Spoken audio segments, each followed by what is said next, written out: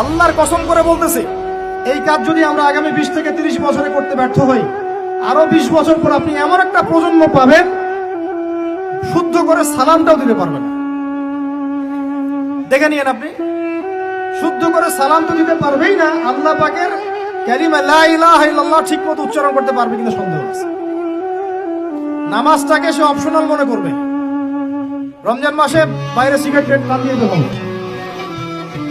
আর কি কি করতে পারে, দেখবেন যে পশু হয়ে গেছে, বালহুম আদল, বরং তার চেয়ে নিকৃষ্ট হয়ে যাবে যদি না আমরা এই শিক্ষাটাকে সমন্বয় করতে পারি। এখন সমন্বয়ের পথ ও পদ্ধতি কয়টা? আমার ক্ষুদ্র গবেষণায় 3টা। কয়টা ভাই? এটাই শেষ কথা। পথ ও পদ্ধতি খুব কম। কেন কম? কারণ আমাদের কাছে কোনো শক্তি নেই। এখানে বসে অনেক কথা বললাম, অনেক কিছু বোঝানোর চেষ্টা করলাম, এই পর্যন্তই। আমার হাতে কোনো ক্ষমতা নেই, এবং আমার মতো হাজার হাজার আবুল আদনান বা আপনার মিজানুর রহমান আজহারি, হ্যাঁ, আরো যারা বড় বড় স্কলার আছেন, কেউই কিছু করতে পারে না।